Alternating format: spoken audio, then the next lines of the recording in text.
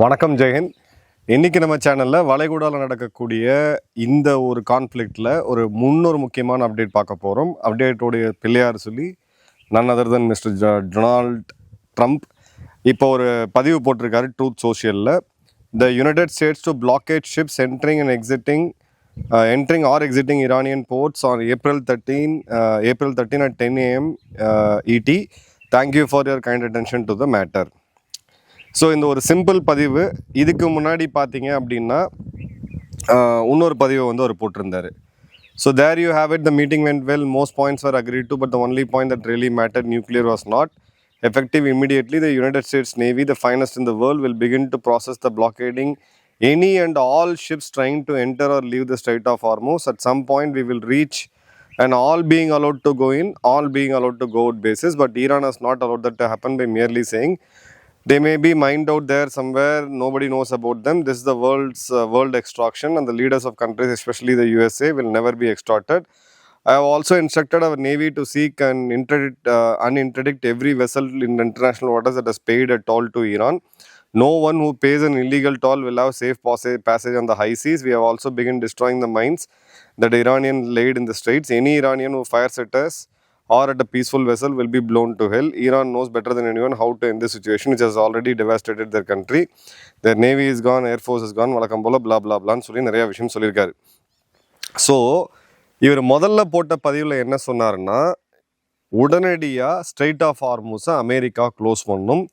Straight of ஹார்மூஸ்க்குள்ளே எந்த கப்பலும் உள்ளே போகாது, எந்த கப்பலும் வெளியில் போகாது. இந்த சுச்சுவேஷன் அப்படின்றது எல்லா கப்பலும் உள்ளே போகணும், எல்லா கப்பலும் வெளியில் போகணும் தான் இருந்திருக்கணும். இதை ஈரான் கெடுத்துட்டாங்க. இப்போது அவங்க ஒரு இல்லீகல் எக்ஸ்ட்ராஷன், பண வசூலிப்பில் ஈடுபட்டிருக்காங்க. இது எந்த நாடும் ஒத்துக்காது, குறிப்பாக வல்லரசாக இருக்கக்கூடிய அமெரிக்கா ஒத்துக்காது. ஸோ என்னுடைய கடற்படைக்கு நான் உத்தரவு போட்டிருக்கேன், எந்த நாடாவது ஈரானுக்கு கப்பம் கட்டிக்கிட்டு வராங்கன்னா அவங்களுக்கு இந்த இடத்துல நாங்கள் பேசேஜ் கொடுக்க மாட்டோம்.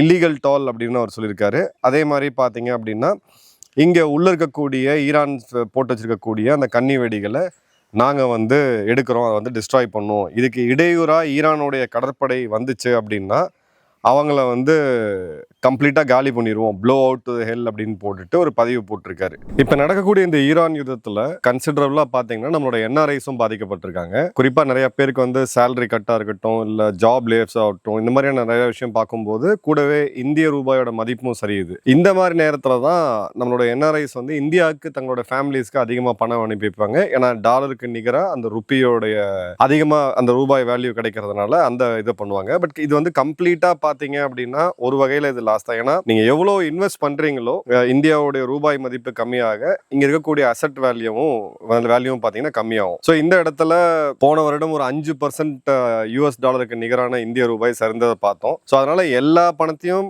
நேரடியாக இங்கே கொண்டு வந்து ரூபாயில் இன்வெஸ்ட் பண்ணாமல் ஒரு சிறு அமௌண்ட்டை வந்து நீங்கள் இன்டர்நேஷனல் மார்க்கெட்லையுமே இன்வெஸ்ட் பண்ணலாம். அப்படிப்பட்ட ஒரு ஆப்பர்ச்சுனிட்டிஸ் இப்போ என்ஆர்ஐஸ்க்கு வந்திருக்கு. இங்கே இன்வெஸ்ட் பண்ண நீங்கள் டாலரில் இன்வெஸ்ட் பண்ணி டாலர்லேயே ப்ராஃபிட்ஸ் எடுத்துக்கலாம். இப்படிப்பட்ட ஒரு ஆஃபர் தான் இந்த NFO-வா இருக்கக்கூடிய Star Union Daiichi Life Gift Flexi Asset Advantage Fund அப்படின்றது ஏப்ரல் 26 வரைக்கும் இந்த நியூ ஃபண்ட் ஆஃபர் அப்படின்றது இருக்கு. இதை வந்து நம்ம குஜராத்தில் இருக்கக்கூடிய அகமதாபாத் நம்ம எல்லாருக்குமே தெரியும், அங்கே இருக்கக்கூடிய கிஃப்ட் சிட்டி மூலியமா நீங்க இன்வெஸ்ட் பண்ணலாம். இதோடைய கம்ப்ளீட் அண்டர்ஸ்டாண்டிங் என்ன அப்படின்றத நம்ம வீடியோ டிஸ்கிரிப்ஷன்ல மற்றும் கமெண்ட்ஸ்ல வந்து கொடுத்துருக்கோம். இந்த இடத்துல நீங்க விசிட் பண்ணி உங்க டவுட்ஸை நீங்க தமிழ்லேயே கூட கிளாரிஃபை பண்ணிக்கலாம்.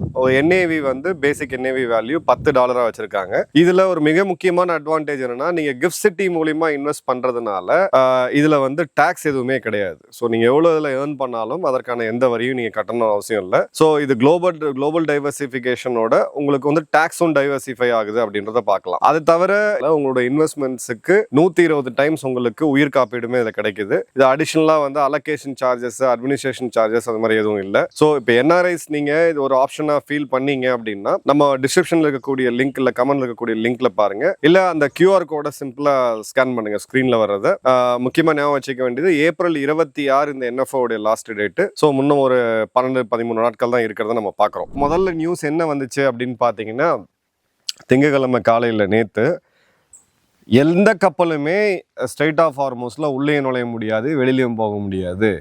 அப்போது அமெரிக்காவுடைய கடற்படை இதை வந்து பிளாக் பண்ணிட்டாங்க அப்படின்ட்டு. ஸோ 33 கிலோமீட்டர் அகலம் உள்ள ஒரு பாதை அதில் 3 நாட்டிக்கல் மைல் அளவுக்கான ஒரு பாதை கப்பல்கள் உள்ள வரத்துக்கு, ஒரு 5 மைல் நாட்டிக்கல் மைல் ஒரு பஃபர் ஜோன் இருக்குது. அதன் பிறகு பார்த்தீங்க அப்படின்னா கப்பல்கள் வெளியேறதுக்கான ஒரு பாதை 3 நாட்டிக்கல் மைல்.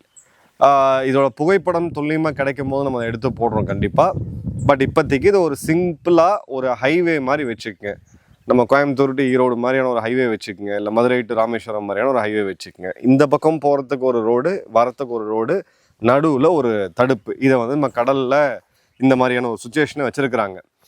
இப்போ இந்த நியூஸ் உடனடியாக பயங்கர வைரல் ஆகி ஏன் சில அப்டேட்ஸை வந்து நம்ம டிலே பண்ணி கொடுக்குறோம் அப்படின்னு பார்த்தீங்கன்னா, குறிப்பாக கான்ஃப்ளிக்ட் ரிப்போர்ட்டிங்கில் இந்த மாதிரி பிரேக்கிங் நியூஸ் அப்படின்னு சொல்கிறது நம்ம டிவி சேனல்ஸ் போட்டுட்டு இருப்பாங்க. அந்த நியூஸ் ஃப்ளூயிடிக்காகவே இருந்துகிட்டே இருக்கும். அதில் நிறையா பொய் செய்திகள் வரும், மாறும். இப்போவும் கிளாசிக்கலாக அதுதான் நடந்திருக்கு. இப்போ நம்ம கொடுக்குறது இந்த நியூஸ் நீங்கள் கேள்விப்பட்டிருந்தாலும் நம்ம அனாலிசிஸை தான் நம்ம சேனலில் டீட்டெயிலாக பண்ணுறோம். ஸோ லைவ் நியூஸ் அப்படின்றது பாசிபிள் கிடையாது. ஏன்னா இதை நம்ம நேற்று நியூஸாக பப்ளிஷ் பண்ணியிருந்தோம் அப்படின்னா, அமெரிக்கா ஸ்ட்ரைட் ஆஃப் ஹார்மூஸில் எல்லா கப்பல்களும் தடுக்கப்பட்டது அப்படின்னு நம்ம செய்தியை போட்டிருப்போம். மக்கள் எல்லாருமே பேனிக் ஆகிருப்பாங்க. ஏன்னா மீண்டும் கேஸ் தட்டுப்பாடு ஏதாவது வருமா, கமர்ஷியல் கேஸ் இப்போ தான் சீராக இருக்குது, ஏதாவது தட்டுப்பாடு வருமா, பெட்ரோல் டீசல் அப்படின்னு சொல்லி வதந்திகளை பரப்புறதுக்கு 100 பேர் இருக்காங்க. இப்போது அசஸ்மெண்ட் படி நம்ம எடுத்தோம் அப்படின்னா, ட்ரம்ப்பு தன்னுடைய ஸ்ட்ராட்டஜியை மாற்றுறாரு. இதை மாற்றுறது என்ன அப்படின்னா, இவங்க சென்ட்காமோடைய ஒரு பதிவை வந்து நம்ம பார்க்கணும். சென்ட்காம் என்ன சொன்னாங்க அப்படின்னு பார்த்தீங்கன்னா, அவங்க ஒரு டீட்டெயிலான ட்ரம்ப்பு வந்து அடித்து நவுத்துவார், அவரே ஒரு அவருக்கு அவரே வந்து ஒரு பிஆர்ஓவாக செயல்பட்டு என்ன வேணால் பதிவு போடுவார். ஸோ சென்ட்காம், சென்ட்ரல் கமாண்ட் அமெரிக்காவுடைய இராணுவம் என்ன சொன்னாங்கன்னா, ஈரானோடைய துறைமுகத்துக்குள்ளே போகக்கூடிய கப்பல்கள், ஈரான துறைமுகத்திலேருந்து வெளியில் வரக்கூடிய கப்பல்களுக்கு நாங்கள் அனுமதி கொடுக்க மாட்டோம். அதை மீறி போனீங்க அப்படின்னா நாங்கள் உங்களை தாக்கி அளிப்போம் அப்படின்னு சொல்லியிருக்காங்க. ஸோ ஈரானுக்குள்ள கூட்ஸின் அப்படின்றது என்ன? சைனாலேருந்து வரக்கூடிய எலக்ட்ரானிக்ஸ், அவங்களுடைய அன்றாடம் பயன்படுத்தக்கூடிய உணவு, மருந்து, அதன் பிறகு இந்த ஏவுகணைக்கு தேவையான ப்ரீகர்சர் மெட்டீரியல்ஸு. ஈரானை விட்டு வெளியில் வர்றது என்ன அப்படின்னு பார்த்தீங்கன்னா, ஓரளவுக்கு உணவுப் பொருட்கள், அதே மாதிரி ஒரு 5% நம்ம வச்சுக்கலாம். 95% அங்கே வெளியில் வர்றது அப்படின்றது கச்சா எண்ணெய் மட்டும்தான். அப்போ அந்த கச்சா எண்ணெயோடைய மிகப்பெரிய பையர் யார்? வரக்கூடிய அந்த 90% ஆயிலில் கிட்டத்தட்ட 80லேருந்து 85% ஆயிலை பெறுறது அப்படின்றது சைனா. ஸோ சைனா எப்படி பெறுறாங்க? 2 வகையாக பெறுறாங்க. ஒன்று சைனா பாகிஸ்தான் எக்கனாமிக் காரிடர் வழியாக, இன்னொன்று பார்த்தீங்க அப்படின்னா இந்த ஸ்ட்ரைட் ஆஃப் ஹார்மூஸ் வழியாக. ஸோ இந்த 85%த்தில் கிட்டத்தட்ட ஒரு 80% பார்த்தீங்க அப்படின்னா அவங்க கடல் மார்க்கமாக தான் இப்போ எடுத்துகிட்டு வராங்க. ஸோ செக்கு யாருக்கு அப்படின்றது நம்ம கிளியராகவே இதில் பார்க்கலாம். இப்போது 2018க்கு பிறகு ஒரு மிகப்பெரிய டேங்கர் ஈரான்லேருந்து ஆயில் எடுத்துக்கிட்டு இப்போ தான் இந்தியாவை நோக்கி வந்துக்கிட்டு இருக்கு. ஆல்மோஸ்ட் கிட்ட வந்துருச்சு. ஒரு 7 வருட இடைவெளிக்கு பிறகு, ஒரு 6 வருடத்துக்கு மேலே பிறகு இந்த ஆயில் அப்படின்றது வந்து சேருது. இப்போ இந்தியாவுக்கு என்ன பாதிப்பாகும் இதில் அப்படின்னு பார்த்தீங்கன்னா, ஈரான் கிட்ட இருக்கக்கூடிய ஆயில் கையிருப்பு, கச்சா எண்ணெய் கையிருப்பு, அது ஒரு 197 மில்லியன் டாலர் அளவு, மில்லியன் பேரல் அளவுக்கான கையிருப்பு அவங்ககிட்ட இருந்துச்சு. அதை இப்போ இந்த ஷார்ட்டேஜ் நடுவில் ஏற்படும் பொழுது அந்த கச்சா எண்ணெய் விலை ஏறக்கூடாது அப்படின்னு சொல்லிட்டு அமெரிக்கா அந்த பொருளாதார தடையை எடுத்தாங்க. யார் வேணால் வாங்கிக்கங்க அப்படின்ற போது, மிக அருகில் இருக்கக்கூடிய நாடான இந்தியா, ஈரான் ஒரு நட்பு நாடுன்றதுனால அவங்கக்கிட்ட பேசிட்டு மார்க்கெட் ரேட்டில் நம்ம அந்த கச்சா எண்ணெயை வாங்குகிறோம். ஸோ இப்போ இந்த அமெரிக்கா போட்ட தடையினால் இனிமே ஈரான் கிட்டேருந்து வாங்க முடியாது. இப்போ ஈரான் கிட்டேருந்து வந்தது, இது வரைக்கும் வந்தது 2018க்கு பிறகு ஒரே ஒரு கப்பல் தான். ஸோ அந்த ஒரு சின்ன ஒரு ஆப்ஷன் வந்து நமக்கு கட் ஆகுது. இப்போ 2 விதமான சினாரியோ நமக்கு கண்ணு முன்னாடி நிற்குது. ஒன்று ஈரான் போடக்கூடிய தடை. ஸோ அந்த தடையை நம்ம பேச்சுவார்த்தை மூலிமா பேசி இந்திய கப்பல்களை எடுத்துகிட்டு வந்துட்டு இருக்கோம். இந்த போர் ஆரம்பித்த பிறகு அவங்க அனுமதித்த கப்பல்களே அதிகமான கப்பல்கள் எங்கே வந்துச்சு அப்படின்னு பார்த்தீங்கன்னா, முதல்ல இந்தியா, 2வது சைனா, 3வது பாகிஸ்தான். ஸோ இப்போ அந்த சினாரியோ எப்படி மாறுது அப்படின்னா, அந்த ஒரு பேரலுக்கு $1 அளவுக்கான கப்பம் கட்டிக்கிட்டு அது எப்படி கட்டணும் அப்படின்றது கிரிப்டோ கரன்சி, இந்த இதெல்லாம் நம்ம ஏற்கனவே ஒரு வீடியோவில் டீட்டெயிலாக பார்த்துருக்கோம்.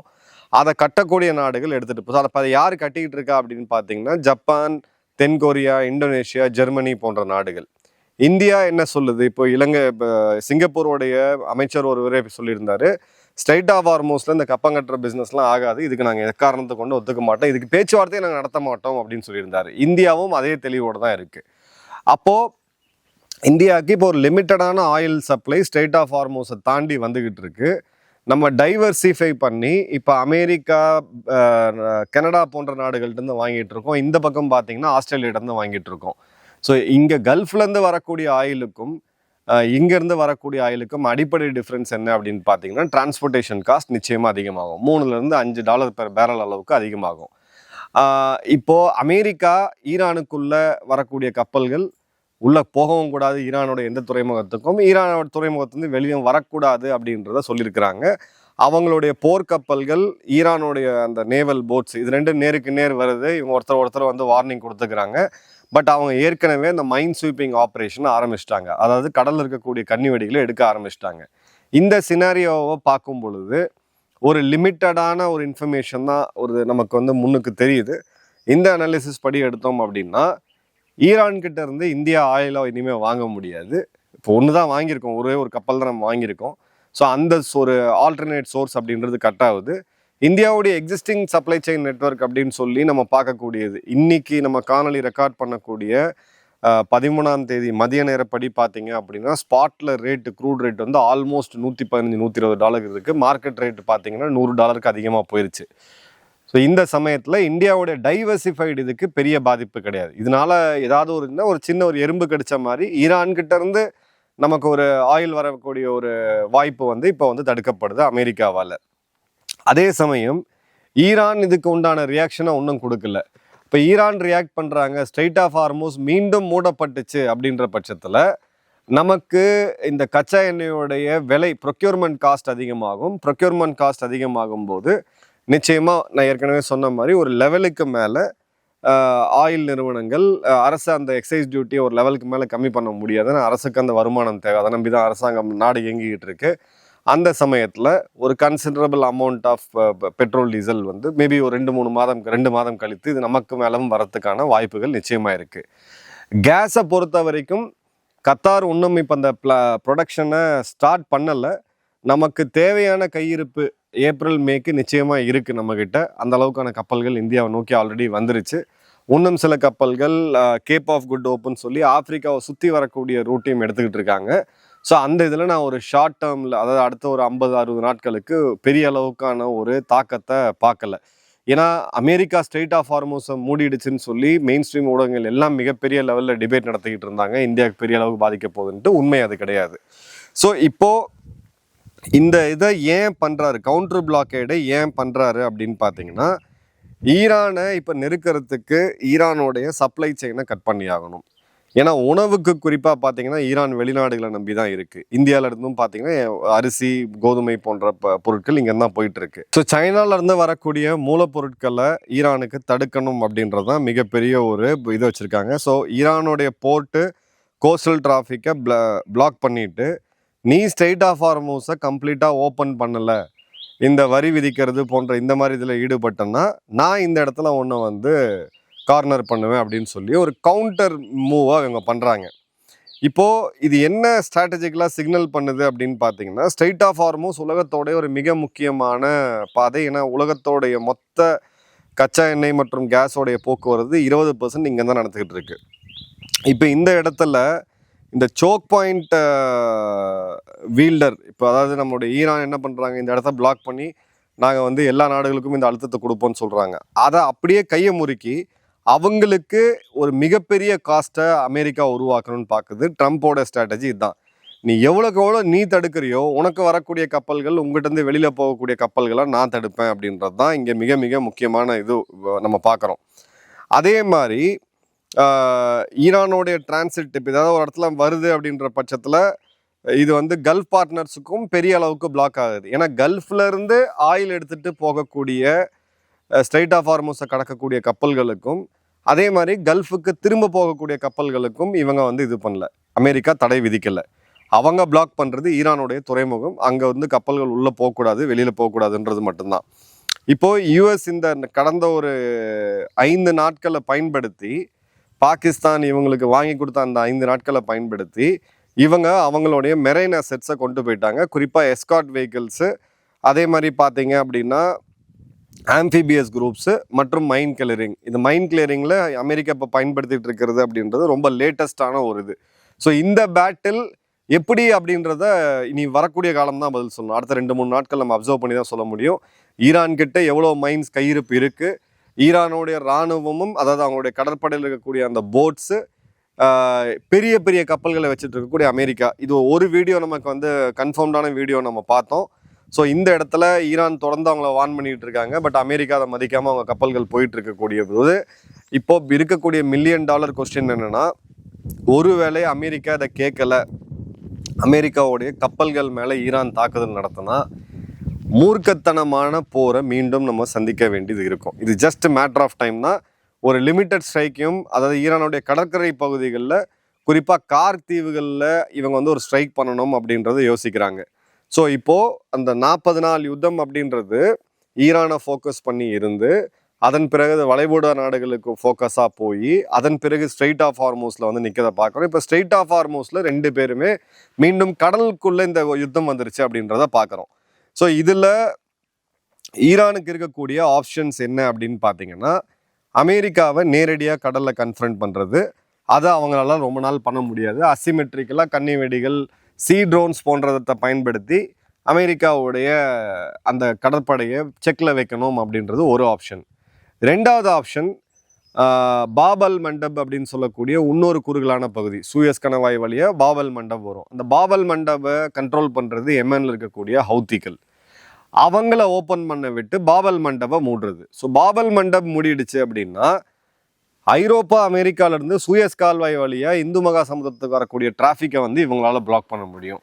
பட் ஹவுத்திகள் ஒரு அண்டர் கிரவுண்ட் அக்ரிமெண்ட்டில் ஏற்கனவே அமெரிக்கா கிட்ட இருக்காங்க. ஸோ இது எப்படி போகுது அப்படின்றத நாளை அப்சர்வ் பண்ணிட்டு சொல்லுவோம். 3வது ஈரான் வந்து ஒரு பாரியான ஒரு இதுக்கு வர்றது, ஸ்ட்ரைட் ஆஃப் ஹார்மூஸை நானும் தடுத்து வைக்கிறேன், கம்ப்ளீட்டாக நான் க்ளோஸ் பண்ணுறேன், நீ முடிஞ்சா என் போர்ட்டை க்ளோஸ் பண்ணிக்க அப்படின்ட்டு. இது போச்சு அப்படின்னா ஷார்ட் டேர்மாக ஒரு கடுமையான ஷாக் உலகம் முழுக்க இருக்கக்கூடிய எல்லார் மேலேயுமே வரும். இந்தியா இன்னமும் ஒரு ரிஸ்கில் இருந்தாலும் ஓரளவுக்கு அந்த ஷாக்கை அப்சர்வ் பண்ணக்கூடிய அளவுக்கான தாக்கம், பொருளாதார வலிமையும் சரி, ஒர்க் அரவுண்ட் பிளானும் நம்மக்கிட்ட இருக்குது. இந்த 3ல் எது நடக்கும் அப்படின்றத நம்ம க்ளோஸாக அப்சர்வ் பண்ணிட்டு பேசணும். ஏன்னா ஈரான் கிட்ட இப்போ உணவு கையிருப்பு எவ்வளோ இருக்குது, அவங்களுடைய அடுத்த பிளான் என்ன அப்படின்றதுக்கான எந்த செய்தியுமே உள்ளேருந்து வெளியில் வர்றது கிடையாது. நாங்கள் இன்டர்நெட் வந்து இதாக இருக்குது. இப்போது ஆயில் அண்ட் எனர்ஜி இப்போ எஸ்கலேஷனை பொறுத்த வரைக்கும் இந்த இடத்துல அமெரிக்காவுடைய கப்பலை ஏதாவது இவங்க தாக்குனாங்க அப்படின்னா மீண்டும் ஒரு முழு நேர அதிபயங்கரமான ஒரு யுத்தத்தை பார்க்க முடியும். ஸோ அது நடக்கக்கூடாதுன்னு நம்ம நம்பலாம். பட் இது ரொம்ப க்ளோஸாக நேவி அந்த கண்ட்ரஸ்ட் ஸ்பேஸில் இருக்கும்போது எது வேணாலும் நடக்கிறதுக்கான வாய்ப்புகளும் இருக்குது. ஆயில் மார்க்கெட் பயங்கர வாலட்டைலாக தான் இருக்க போகுது. ட்ரம்ப் என்ன சொல்கிறாருன்றதை பொறுத்து அந்த ஆயில் மார்க்கெட் மேலே கீழே வரும். இந்த இடத்துல அதிகமாக எக்ஸ்போஸ் ஆகக்கூடிய நாடு அப்படின்னு பார்த்தீங்கன்னா ஃபஸ்ட்டு வந்து சைனா, 2வது சவுத் கொரியா, 3வது ஜப்பான், 4வதாக இந்தியா இருக்குது. ஏன்னா இந்த ஆயில் முழுக்க போகக்கூடியது சைனா தான். ஜப்பான், சவுத் கொரியாவை பொறுத்த வரைக்கும் அந்த 2 நாடுகளுமே அந்த $1 கப்பத்தை, $20 லட்சம் பெர் கப்பல் அப்படின்றத கப்பத்தை கட்டிட்டு அவங்க எடுத்துக்கிட்டு இருக்காங்க. ஸோ அதை வந்து இப்போ அமெரிக்கா பிளாக் பண்ணுது, யாரும் கப்பம் கட்டிட்டு போகக்கூடாது அப்படின்ட்டு. அதே சமயம் பார்த்தீங்கன்னா சைனாவுக்கு மேஜர் ஆயில் சப்ளையர் வெனிசுலா கம்ப்ளீட்டாக கட் ஆஃப் ஆகிருக்கு. இப்போ ஈரானும் கட்டாச்சு அப்படின்ற பட்சத்தில் மிக பெரிய ஒரு தாக்கத்தை அது ஏற்படுத்தும். ஸோ இது பேசேஜ் அப்படின்றது ஃபிசிக்கலாக யாரும் நாங்கள் வந்து க்ளோஸ் பண்ணலை, ஒரு டோல்கேட் மாதிரி போடலை. பட் இன்சூரன்ஸ் காஸ்ட்டு, அதே மாதிரி பார்த்தீங்க அப்படின்னா ரிஸ்க்கு, ஷிப் ஆப்ரேட்டர்ஸ் இன்சூரன்ஸ் இல்லாமல் கப்பலை நவுத்த மாட்டாங்க. இது ஒரு பெரிய ஒரு இதுவாக பார்க்கலாம். ஜியோ பொலிட்டிக்கலாக பார்த்தீங்க அப்படின்னா பாகிஸ்தானில் நடந்த இந்த அக்ரிமெண்ட் அப்படின்றது, ஒப்பந்த பேச்சுவார்த்தை அப்படின்றது கம்ப்ளீட்டாக கொலாப்ஸ் ஆகிருக்கு. எந்த ஒரு இதுவுமே இல்லை. பாகிஸ்தானுடைய ரோலும் இதில் இப்போ என்னன்னு தெரியல, ஏன்னா சீன்லேயே இல்லை பாகிஸ்தான் இப்போது. அதே மாதிரி இந்த பாகிஸ்தான் முட்டாள்கள் பார்க்கும்பொழுது டிக்டாக்ல இவனுக்கு வீடியோ போட்டுட்ருக்கானுங்க. அந்த வீடியோஸ் எடுத்து பார்த்தீங்க அப்படின்னா இவங்க என்ன பண்ணியிருக்காங்கன்னா, இந்த நடந்த பீஸ் டாக்கில் ஒரு பக்கம் இஸ்ரேல், ஒரு பக்கம் ஈரான், இன்னொரு பக்கம் அமெரிக்கான்னு இந்த 2 நாடுகள் இது பண்ணும்போது ஜென்ரலாக ஒரு விருந்து நம்ம எல்லாருமே ஏற்பாடு பண்ணுவோம். இவ்வளோ பெருசாக இருக்கும்போது அந்த விருந்தில் வந்து ஷாஹி பன்னீர் இருக்குது, சிக்கன் பிரியாணி இருக்குது, கபாப் இருக்குது, ஃப்ரைட் ரைஸ் இருக்குது, ஜிலேபி இருக்குதுன்னு சொல்லி இதை வந்து ஒரு பெரிய ஒரு கேட்ரிங் கான்ட்ராக்டர் மாதிரி இவங்க வந்து பெருசாக சாதிச்சோன்னு நினச்சி அதை எடுத்து செலிப்ரேட் பண்ணிட்டு இருக்காங்க. இந்த முட்டாள் கூட்டத்தை நம்ம என்ன சொல்கிறதுன்னு தெரில. பட் இந்த இடத்துல எடுத்தீங்க அப்படின்னா ஒரு நியர் டேர்மில் ஒரு லிமிட்டட் நேவல் கன்ஃபரன்டேஷன் அப்படின்றது நடக்கிறதுக்கான வாய்ப்புகள் அதிகமாக இருக்குது.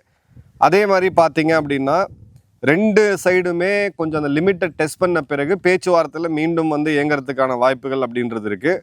3வது ஒரு ரிஸ்க் என்ன அப்படின்னு பார்த்தீங்கன்னா, ரொம்ப தெளிவான ரிஸ்க்கு, அமெரிக்காவுடைய கப்பல்கள் ஒரு வேளை ஈரானால் தாக்கப்பட்டுச்சு அப்படின்ற போது இது யார் கையிலையுமே இல்லாமல் ஒரு கொடூரமான ஒரு யுத்தத்தை நோக்கி மீண்டும் போகிறதுக்கான வாய்ப்புகள் இருக்குது. என்ன நடக்குன்றதை பார்த்துட்டு இன்னொரு டீட்டெயில் வீடியோவில் சந்திப்போம். நன்றி, வணக்கம், ஜெயஹிந்த். இந்திய ரூபாயோட மதிப்பு அப்படின்றது ஒரு குறிப்பிட்ட இந்த மாதிரி கான்ஃப்ளிக்டில் மட்டும் இது வந்து கம்மியாகுதா அப்படின்னு பார்த்தீங்கன்னா இல்லை. ஜென்ரலாக ஒரு இயருக்கு ஒரு 4-5% டிக்ரீஸ் ஆகிறத பார்க்குறோம். ஸோ என்ஆர்ஐஸ் எல்லா பணத்தையும் நீங்கள் வந்து மொத்தலையுமே ரூபாய் பேஸ்டாக இன்வெஸ்ட் பண்ணாமல் வெளிநாடு மார்க்கெட்லையுமே குளோபல் மார்க்கெட்ஸ்லையுமே நீங்கள் இன்வெஸ்ட் பண்ணலாம். ஸோ நான் ஏற்கனவே சொன்ன மாதிரி இது ஒரு நல்ல ஆப்பர்ச்சுனிட்டி இப்போ வந்திருக்கு. இந்த என்எஃப்ஓல நீங்க ஏப்ரல் 26ஆம் தேதி வரைக்கும் இன்வெஸ்ட் பண்ணலாம். ஒரு 13 நாட்கள் மட்டுமே இப்போ இருக்குது. இந்த ஆப்பர்ச்சுனிட்டி வாய்ப்பை பத்தி நீங்க அதிகமா தெரிஞ்சுக்கணும் அப்படின்னா நம்ம வீடியோ டிஸ்கிரிப்ஷன் மற்றும் கமெண்ட்ல இருக்கக்கூடிய அந்த லிங்கை கிளிக் பண்ணுங்க. இல்ல அந்த ஸ்கிரீன்ல இருக்கக்கூடிய QR கோடை ஸ்கேன் பண்ணுங்க. ஏன்னா ரைஸ்ல ஒரு தடவை செக் அவுட் பண்ணி பாருங்க.